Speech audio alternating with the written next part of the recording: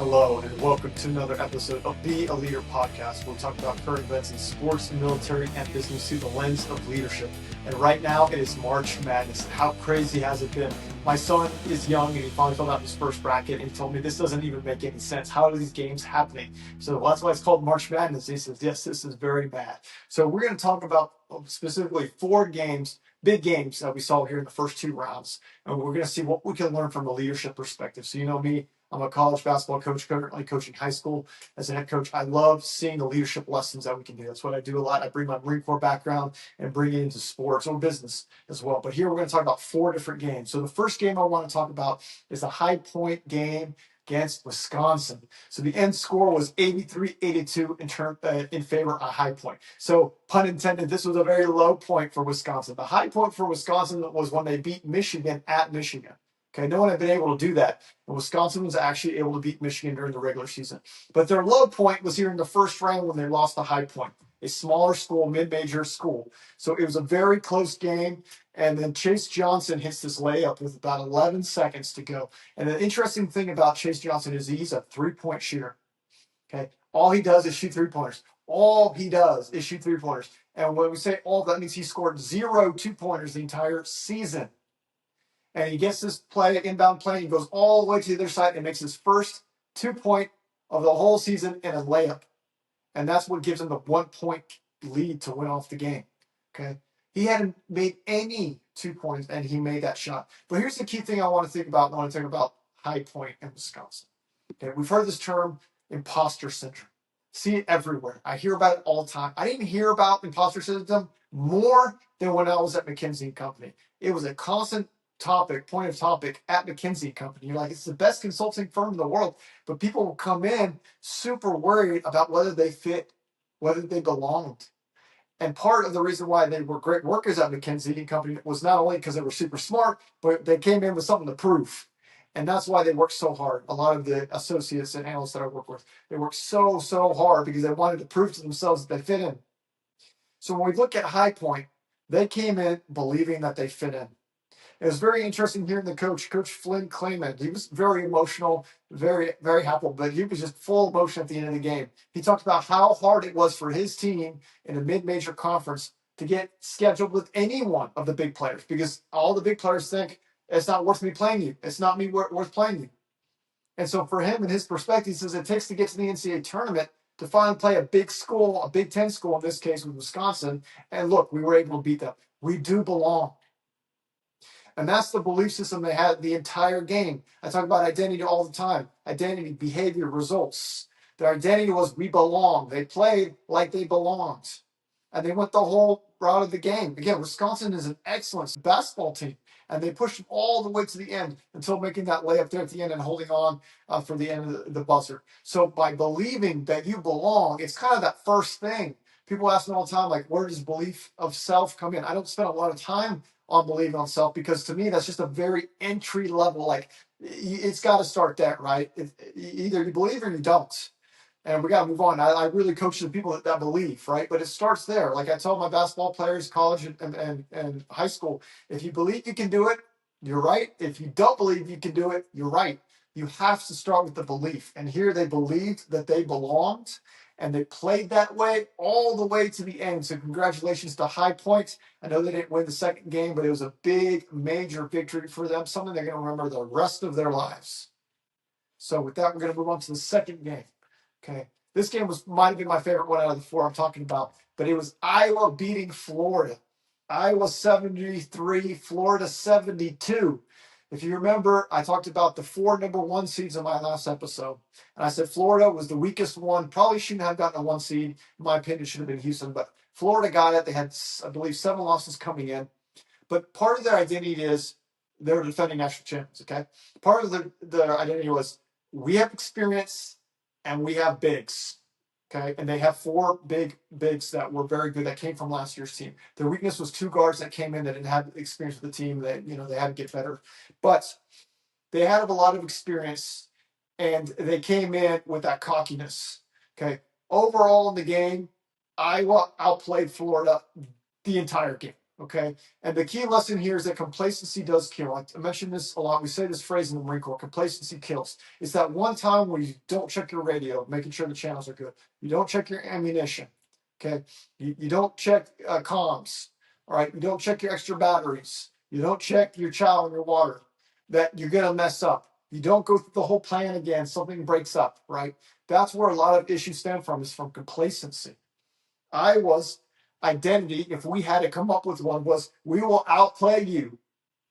And they did. They outplayed them pretty much the entire game. They did a lot of work early. They had a lead in the second half, a double-digit lead. And Florida, through their talent, was able to come back in this game and take a small lead at the end of this game. But Iowa is one of those things with Iowa. It's like the best way they could win. They had a good guard, a small guard. He's a great shooter. It's like, let him score. He was 0 for 9 from three-pointers. He missed all his shots. But even when they weren't able to play the way they wanted to play, they still had that identity of, we will work harder than you. And they did it against Florida. And I'm really happy with the outcome because, in my opinion, Florida, I haven't seen so many two-handed pushes. They're a dirty team, in my opinion. They just push and shove because they're big guys, but the two-handed is instant foul, and they never called that foul. So it was good to see Iowa continuously play. And we could talk about high point, right? Iowa wasn't a Big Ten team. Sure, they might have been like the 6th, 7th best Big Ten team, right? They're at the bottom of the middle of the Big Ten, and they're beating the best team out of the SEC here. Okay, there's many other Big Ten teams that are better, but Iowa came out believing that they were the better team, and they played hard. They played to their identity. So here we're talking about towards the end of the game, Florida gets a small little lead.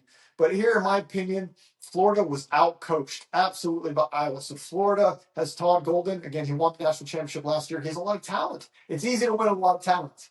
Okay, Ben McCollum, this is his second year in Division I.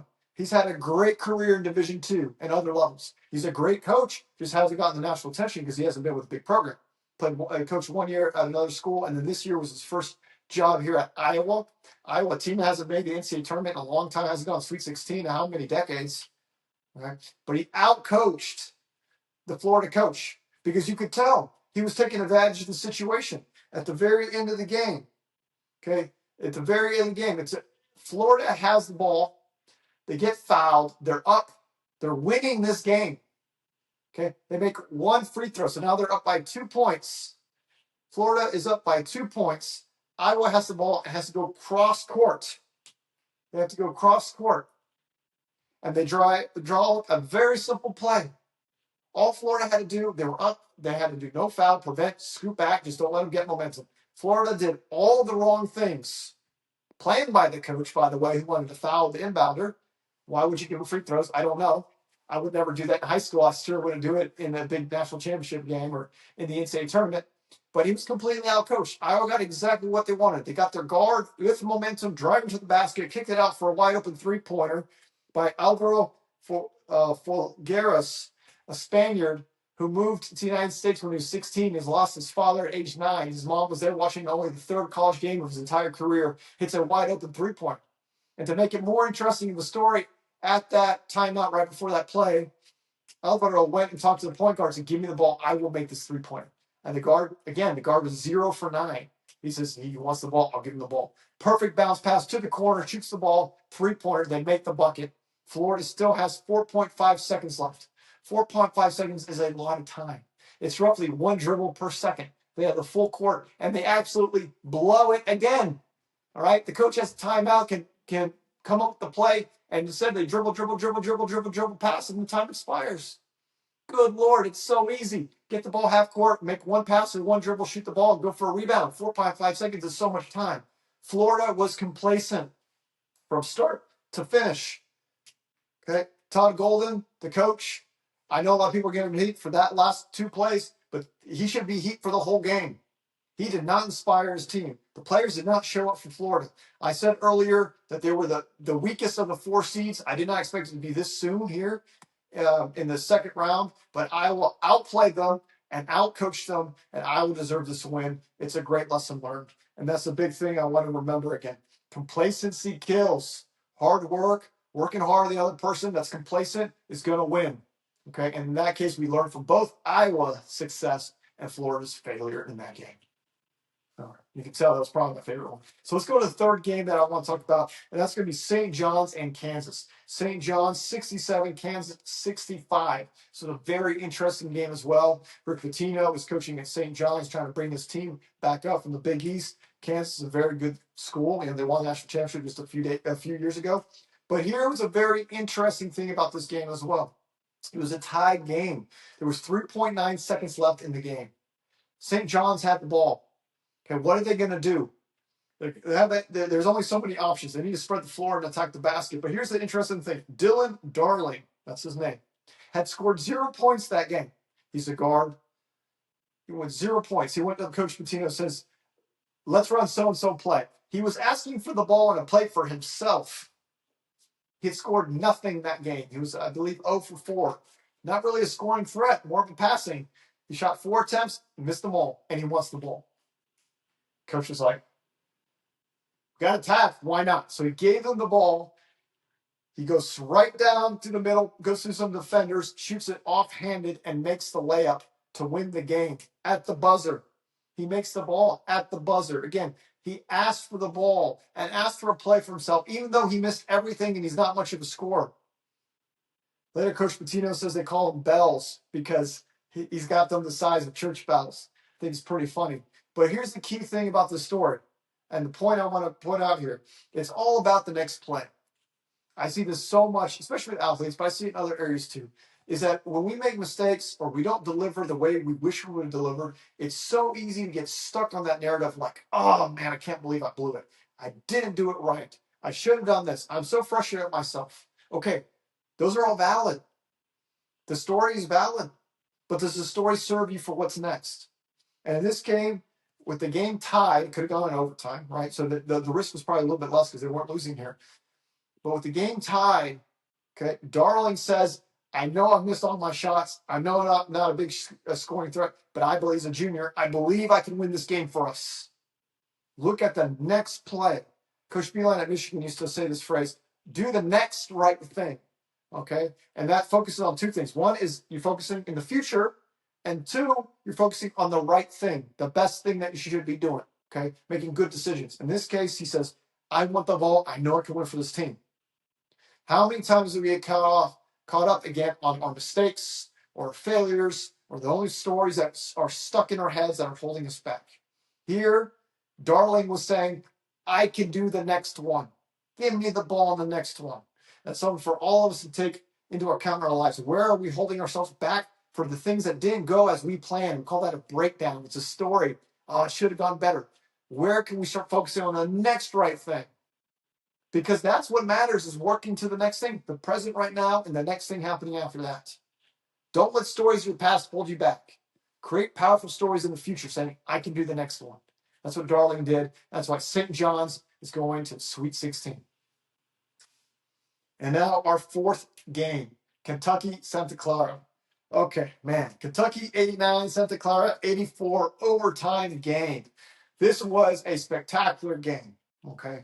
And I think the main point of this one is it's never over until it's over. Oh, man, I was definitely going for Santa Clara, as most people will probably want, because it's a smaller school, Cinderella team trying to make it to the Sweet 16, playing against a big blue blood in Kentucky. However, the game was so close, okay? With about 20 seconds left, Santa Clara was up 70-68, so they're up by 2 points. Kentucky has the ball, they're moving, and their great guard, Owen, makes this 2-pointer on the short corner. Tough shot, makes the shot, ties the game 70-70 with 9.8 seconds left. Immediately, Santa Clara inbounds the ball. They push the ball. They get it to Alan Graves, who hits this massive 3-pointer by his bench. Shoots it right over, a deep one, drills it. Santa Clara is up now 73-70, up by 3 points, and there's 2.4 seconds left. And at this point, Kentucky inbounds the ball, even though the coach for Santa Clara is calling for a timeout because he wants to set it up, and none of the refs recognize his timeout, which could be very frustrating for them. Kentucky quickly inbounds the ball back to Owen, the same guy who made the first shot, dribbles it and shoots a half-court shot, hits the backboard, goes in, ties the game 73-73 at the buzzer. There was 3 buckets made in about 10 seconds. This is probably one of the craziest finishes I've seen in a long time. 2-pointer, 3-pointer, 3-pointer, overtime. And with all that momentum, Kentucky's a bigger school, better athletes. They're just bigger. Was able to over-dominate Santa Clara in that overtime with that momentum. So bummer Santa Clara lost that game. But Kentucky, both of them show the same thing. It's not over until it's over. How many times do we self-select ourselves? I'm saying it's over. I can't make it anymore. It's moved on. They literally went for the win every single time. The 2-pointer, the 3-pointer, the 3-pointer. You got to shoot and believe in it. It's not over until it's over. Okay? Where in your life are you starting to say it's over before the whistle blows, before the horn blows? Okay? Don't hold back. Go for it. Go for that win. It's not over till it's over. We can learn things from all these games. And that leads us to our main takeaways from these first 2 rounds. So the first one, okay, you must believe you belong. We talked about it in that first game, the imposter syndrome. Here's the thing about the imposter syndrome. Imposter syndrome in and itself is not bad, okay? If it serves you to make you work hard, it's useful. What you don't want is it to hold you back because you say, I don't belong, right? So is it useful? Are you using it to your advantage? Here, High Point believes that they belonged in a game against a Big Ten team like Wisconsin. And they played that way, and they finished the game that way, okay? So you must believe you belong is the first lesson from the first 2 rounds of the NCAA tournament. Second one, it's never over until it's over. Okay, I have these out of order, but we just talked about that one here at the end with Kentucky, right? And Santa Clara. It's never over until it's over, okay? Keep going till the whistle goes. Keep going till the buzzer goes, okay? Don't self-select. Just like the first one, don't self-select. So many times we self-select. We end things. We say we can't do it. We don't try, okay? It's not over till it's over. The third one, it's all about the next play. We saw that with St. John's and Darling. He missed all shots. He said, Coach, I can do this. I know I didn't make anything so far, but when in this situation, I know I can do this. Where are you right now? Are you thinking about the next play? Are you believing that you can do it? That's something we can learn from this NCAA tournament. And the last one, outwork kills complacency. So that's the Florida Iowa. Okay. Outwork. Even when Iowa's game plan didn't work, right? They weren't making the 3-pointers. The best player was doing terrible in terms of scoring. Even when their game plan fell apart, they focused on overworking their opponents. They played hard the entire time, and they set themselves up for success because they got a lead in the second half. It wasn't a comeback. They were leading the majority of the game. Florida, the more talented team, the one that was complacent, had to come back. And towards the end, they continued the hard work. Iowa did the hard work and out-coaching Florida to win this game. So these are 4 big takeaways that we can learn from the first 2 rounds of the men's NCAA tournament. And this is what I love about sports. There's so many things we can learn from them, and we can look back. Again, this podcast is Be a Leader. What are the things that we can learn from leadership lessons from here? These are 4 out of many that we can choose from, but these are useful things that we can use now.